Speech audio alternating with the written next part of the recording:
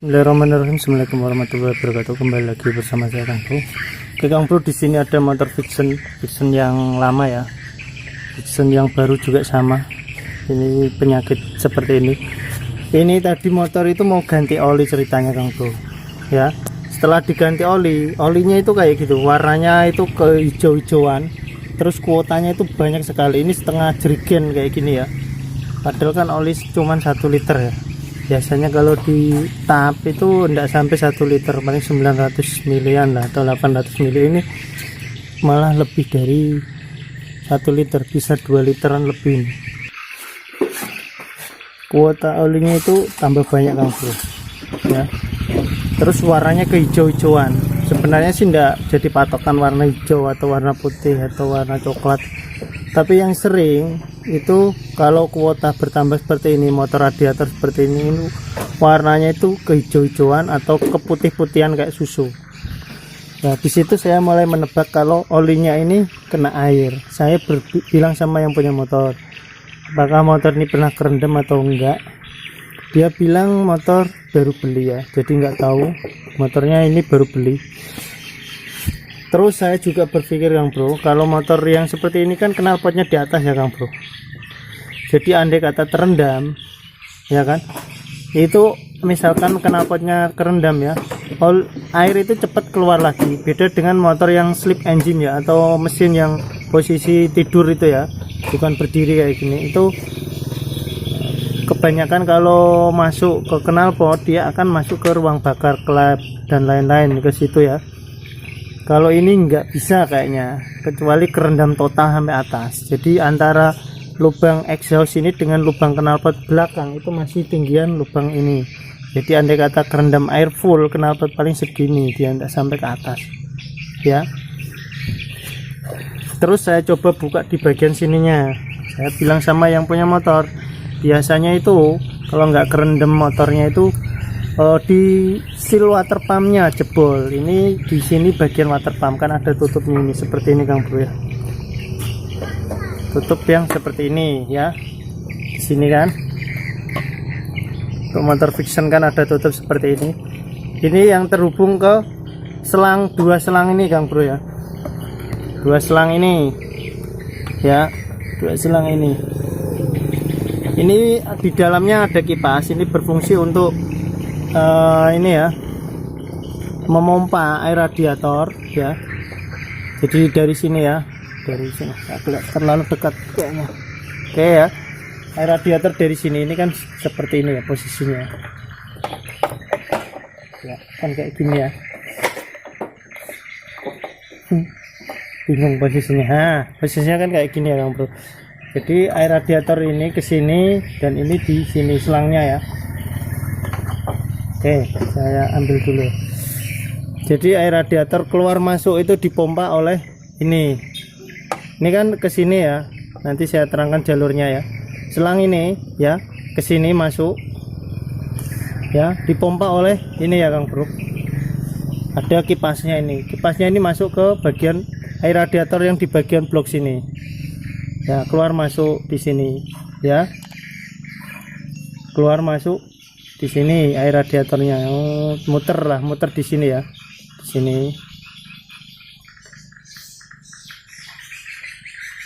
Oke ya Kang Bro, muternya itu di sini. Terus di bagian sini ini kan ada penghalang packing ya Kang Bro. Terus di sini di tengah sini ada sealnya. Jadi antara air ini yang di putaran bagian sini, yang ke sini, yang di sini ya, ini ke sini, itu dia berputar di sini. Di sini ada packingnya juga kayak gini ya Kang Bro, perpaknya ya, packingnya. Jadi air yang di sini itu tidak akan masuk ke bagian mesin sana ya kan. Air radiator di sini tidak akan masuk ke bagian karena tertutup rapat oleh packing, dan pada as ini oleh sealnya di bagian dalam ya. Terus bagian oli di sini di mesin juga tidak akan masuk ke bagian air radiator karena tertutup ini ya, ada seal water pump di dalam. Terus di sini ini kan ada lubang ya, masuk di sini ini ada packingnya juga. Ya, ini selang ini untuk membuang ya Kang Bro, udara panas pada sini. Nanti ini kan muter gitu ya airnya. Ini untuk udaranya di bagian sini, pernafasannya ya. Gimana ini? Malah bingung Kang Bro. Kayak gini ya.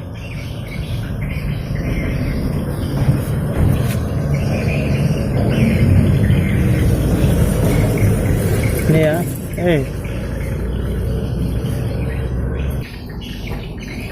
Oke. Terus yang satu ini selang ini, sorry ya, tadi ini kan salah selangnya sini sama sini ya. Ini kan yang sini, bagian sini untuk membuang udara panas pada bagian sini ya, sirkulasi ya. Terus yang di sini ini kan ada dua kayak gini ya Kang Bro. Nah, ini kan yang satu ke arah pipa besar ya, yang satu ke arah sini ya. Jadi air sirkulasi air radiator itu ya Kang Bro, yang dari dalam sini kan kan ada airnya di sini juga ada airnya ya. Jadi masuk ke sini ya, ini kan berputar ya Kang Bro, ini berputar karena ini terhubung ke ini ya, ke as ini terhubung ke baut ini. Jadi setiap mesin berputar, kipas ini akan berputar. Jadi air yang dari dalam, yang di sini masuk ke dalam, di dalam dikeluarin lagi lewat sini, masuk ke sini, muter kayak gitu terus Kang Bro. Kayak gitu terus ya, muter. Nah, jadi kayak gitu. Dan ini untuk membuang udara panas di sini, membantu mendinginkan antara si water pump ini dengan di mesin sini juga ya. Terus nah, ketika air radiator ini muter, misalkan suhu mencapai 80 derajat, otomatis di bagian sana ya, di bagian sebelah sana itu ada namanya termostat Kang Bro ya, ada namanya termostat. Nah, saya lihat dulu ya. Nah, ini termostatnya di sini ya Kang Bro. Ini kan ada sensornya, sensor suhunya. Nanti dia memberi indikator ke ECU atau ECM ya, kalau punya Yamaha ya, ECM. Itu nanti termostat ini akan membuka Kang Bro ketika suhu sudah mulai panas. Membuka ya. Dan di sini ada selang yang besar menghubung ke radiator sini juga, bagian sini. Jadi nanti ada air yang masih istilahnya masih dingin ya Kang Bro, belum terlalu panas ya kan, air masih dingin yang di sebelah sini, di tabung sebelah sini ya. Ini akan membantu pendinginan radiator yang semakin panas. Dan ketika suhunya terlalu tinggi, kipas pada radiator ini akan berputar kayak gitu ya. Jadi fungsi radiator ini ya Bro, ini kan kalau motor jalan kencang, kenapa radiator selalu di bagian depan ya? Ada juga biasa dimodif motor trail atau apa ditaruh di samping, itu tidak efektif. Bagian depan, ketika semakin motor itu melaju, semakin dia bertabrakan dengan udara atau angin ya. Pada dalam sini, air sini kan panas ya Kang Bro, suhunya kan panas karena ada sistem di sini tadi ya, sistem di sini ya, pemompaan yang terus berulang. Di sini kan panas, di sini ya, di sini panas. Jadi terkena udara, dia akan, airnya itu ndak akan menjadi dingin, ndak terlalu panas gitu ya. Apabila suhunya mencapai melebihi standar, misalkan standarnya 80 derajat misalkan ya, standar 80 derajat, termostat di sana akan membuka dan memberi indikator kepada sensor sana, sensor ECM-nya. Terus kipas ini akan berputar kayak gitu ya. Itu penjelasan sedikit mengenai radiator sini ya. Terus kenapa olinya itu bisa banyak? Nah, itu terjadi karena ini Kang Bro, karena biasanya itu seal dalam sini itu mengalami kerusakan atau rembes ya. Ya, ini kan kelihatan karat-karat ini ya. Biasanya seal itu rusak itu karena bearingnya rusak duluan. Di dalam sini ada bearing, terus ada seal. Kalau bearingnya tidak rusak, biasanya sealnya juga akan awet, nggak rusak. Tapi apabila bearingnya rusak, sealnya akan menjadi ikut rusak Coba lihat ini ya Kang Bro, ciri-ciri bearing yang rusak itu kayak gini, digoyang. Nah kayak gini, dia sudah goyang dumang, goyang-goyang kayak gini. Nah kipasnya itu akan goyang-goyang. Jadi apabila ininya goyang, putarannya akan tidak stabil. Dan air pada bagian sini, ini kan terpisah ya Kang Bro, bagian sini air kan tidak bisa kemana-mana, harus di bagian, tidak boleh masuk ke bagian sini ya. Karena ini goyang, otomatis dalam silnya itu akan, lubang silnya itu akan ada kerenggangan. Nah nanti air yang di sini itu akan masuk ke bagian sini. Begitu pula oli yang bagian sini akan masuk ke bagian sini. Cuman kalau untuk oli itu agak kesusahan, beda ceritanya dengan yang air di sini. Karena dia mempunyai tekanan ini Kang Bro, ada pompanya ini. Sekarang kita akan buka ya bagian sini biar Kang Bro paham yang masih belajar ya. Oke, kita buka bagian sini ya Kang Bro. Kita buka. Ini tadi kan sudah saya buka bagian sini. Benarnya kalau Kang Bro cuman mau ngecek saja, yang baut ini nggak usah dibuka. Cuman baut ini ya, baut sebelah sini, baut sebelah sini dengan baut sebelah sini. Kalau ngecek silnya rusak atau enggak, kan goyang-goyang. Apabila sudah mengalami rusak kayak gini goyang, baru dibuka semua, enggak apa-apa kayak gini. Ya ini sudah saya longgarkan.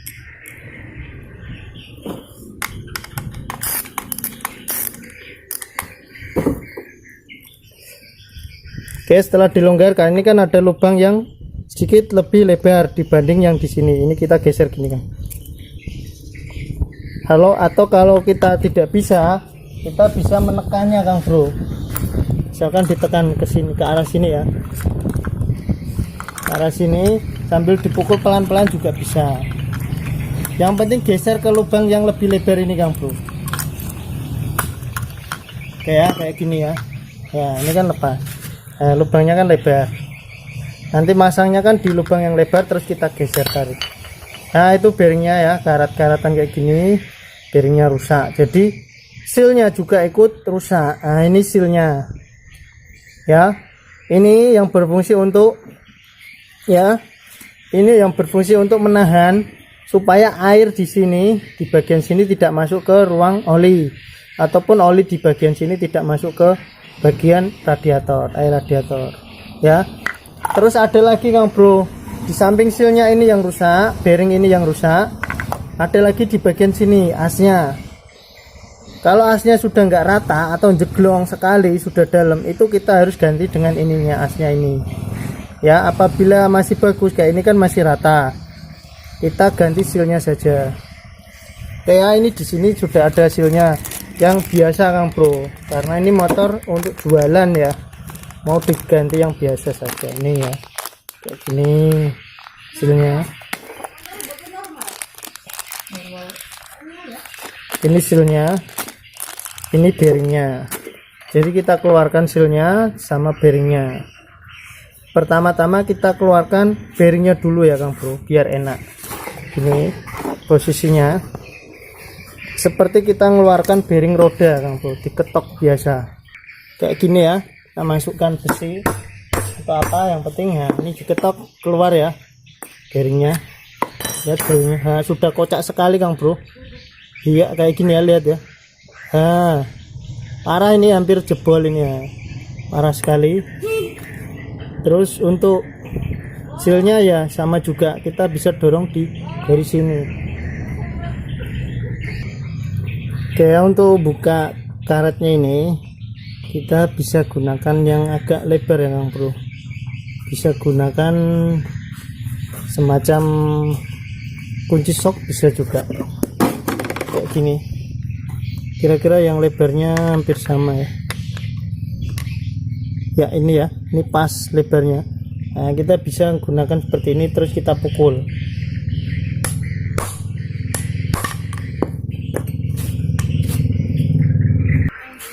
Atau apabila Kang Bro mengalami yang terlalu keras ininya ya, ininya terlalu keras tidak mau keluar, Kang Bro bisa bakar di kompor lah ya, kompor gas dibakar, itu nanti akan meleleh dan gampang dibuka. Kayak ini termasuk tergolong keras, jadi saya akan bakar ya. Kang Bro, ini sudah saya lepas ya ininya. Ini seal water pumpnya. Terus kita bisa pasang kembali sealnya kayak gini. Oke, kita kasih oli dulu bagian sini biar masuknya enak. Nanti kalau nggak dikasih oli itu susah karena ini karet Kang Bro, jadi pas dipukul tuh mantul-mantul biasanya kayak gitu. Kita olesi sedikit oli ya bagian sini Kang Bro, jenis aman. Terus kita pasang, masanya gini apa gini ya, masanya gini aja yang kelihatan angkanya ya di bagian sini, di bagian luar.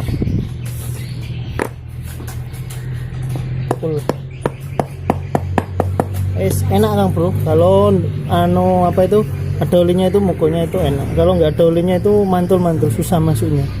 Oke, kalau sudah masuk kayak gini ya, ini bekasnya sudah separuh ya Kang Bro, nggak ada separuh. Terus kita pasang bearingnya, ini bearing. Oh Mas ya. Oke Kang Bro ya, ini sudah saya pasang bearingnya, ini seal water pumpnya. Kita coba kayak gini Kang Bro, ini ya kita coba. Kita kasih oli sedikit sini ya. Oke kayak gini. Sesek Kang Bro masuk ya. Ngalahno perawan. Seret Kang Bro. Nah, terus di sini juga enggak goyang, kenceng. Oke kayak gitu, kita tinggal pasang lagi platnya. Ini pasang. Jangan lupa kalau masang platnya misalkan Kang Bro bongkar ini ya, diingat-ingat di sini pas lubang ya. Masangnya jangan kayak gini, lubangnya nggak pas bautnya, ini pas di sini. Oke, terus baru kalau sudah kayak gini baru yang ini. Oke, saya bersihkan dulu terus saya pasang kembali ya Kang Bro. Oke Kang Bro, masangnya gini ya, ini di lubang yang lebar ya. Kalau sudah masuk di lubang yang lebar, kita geser gini, cetek kayak gitu. Kalau ngelepas kita geser ke yang lebar. Kalau kita masangnya yang sempit gini ya enggak masuk Kang Bro, enggak akan masuk. Lubang lebar dulu, setelah itu kita geser. Nah, baru kita pasin di bagian lubang ininya ya, lubang bautnya. Kalau sudah pas, tinggal kita pasang bautnya.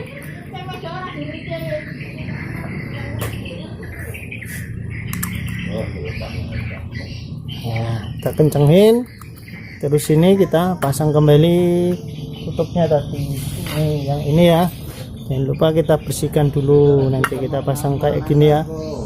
Terus kita pasang di motornya, nanti pasang ininya dipasin di coakannya ya, nanti saya terangkan sedikit ya. Oke Kang Bro ya, ini kan ininya menghadap ke atas ya. Kalau bisa kita puter yang lurus ke sini, lurus ke tanda topnya sini ya, ininya loh, biar nanti kita masangnya itu enak. Itu ya Kang Bro, contohnya seperti ini. Ini kita putar ke arah tanda top, lurus ya, ini lurus. Nah, jadi nanti ini kalau Kang Bro ndak pas itu masukkan gini ya, ndak mau masuk dia. Jadi ini kan posisinya kan di sini ya, berarti tanda topnya itu kan kayak gini Kang Bro ya. Tanda topnya itu pas di sini Kang Bro, di lurusnya ini Kang Bro, kayak cenilan ini sebelahnya ini ya. Jadi kita tinggal luruskan di arah itu Kang Bro, arah cenilan itu ya. Ini kan lurus di arah sini ya. Kalau sudah kayak gini Kang Bro tinggal pasang aja, enak. Nah, dijamin sekali di anu tuh masuk Kang Bro, masuknya enak. Kadang kan ada yang kesusahan untuk memasukkan ini ya. Bentar ya, saya masukkan. Nah ini langsung plek, sekali masuk dorong gini plek ya. Kadang kan ini kan harus ngepasin Kang Bro, kalau posisinya ndak pas atau agak mereng sedikit gini kan mentok, ini ndak mau masuk ke dalam. Ini kan harus set gini, pas gini, jadi saat berputar kan ketemu. Nah biasa kan ada yang arah melintang gini kan agak susah nyari pasnya. kalau pas di tanda top gini, jadi nyari pas masuknya itu enak itu ya. Kalau sudah kayak gini kita tinggal baut kembali, baut yang tadi kita buka, kita baut kembali ya, kita baut kembali yang sudah kita buka ya, kita kencengin lagi Kang Bro. Oke Kang Bro, apabila sudah kita pasang semua ya baut-bautnya, kita juga jangan lupa pasang selangnya. Selang-selangnya ini kita pasang kembali Kang Bro ya. Terus yang ini juga kita pasang di sini.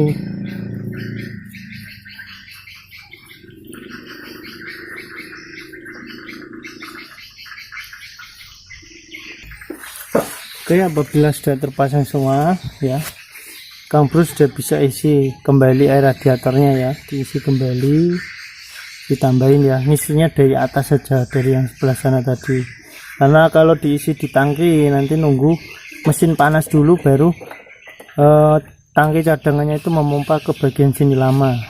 Jadi mending diisi di bagian atas, sebelah sana kan ada yang bagian tutupnya kan, diisi di situ, terus diisi sampai penuh ya. Terus Kang Bro sudah bisa ganti oli kembali.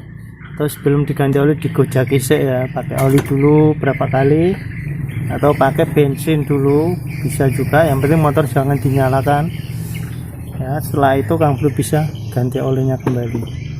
Oke, mungkin segitu dulu ya Kang Bro, karena kalau Kang Bro kayak gini langsung ganti oli, nanti pasti ganti oli berikutnya itu masih ada agak warnanya itu, warna olinya itu masih ada perubahan, tapi kuotanya nggak tambah kalau langsung diginikan. Tapi kalau Kang Bro misalkan isi oli dulu set ya kan, misalkan isi oli 800 misalkan ya, 800 mili, nyalakan berapa menit, tap lagi ganti oli 1 liter kayak gitu bisa juga. Ataupun isi bensin terus disela pelan-pelan, nanti keluar olinya sama bensinnya. Nah, Kang Bro bisa isi oli kembali, karena kalau bensin di dalam tuh tidak masalah, nanti dia akan mengering secara sendiri. Oke, mungkin segitu dulu ya yang bisa saya bagikan, semoga video ini bermanfaat. Jadi kalau Kang Bro mengalami motor yang olinya bertambah kayak gini, motor Yamaha Vixion Jupiter MX, bisa olinya bertambah kayak gini, tambah banyak dan warnanya biasa putih atau kehijau-hijauan, itu biasanya seal water pumpnya ini jebol. Kang Bro bisa ganti kayak tadi, terus dipasang kembali. Oke, mungkin segitu dulu yang bisa saya bagikan, semoga videonya bermanfaat. Jangan lupa di like, di subscribe ya. Kalau masih kurang paham silahkan di komen. Bila ada salah-salah dalam tutur kata, saya mohon maaf yang sebesar-besarnya. Semoga kita semua tetap dalam lindungan Tuhan Yang Maha Esa, tetap dimudahkan rezekinya, tetap diberi kesehatan. Wabillahi taufik wal hidayah. Wassalamualaikum warahmatullahi wabarakatuh.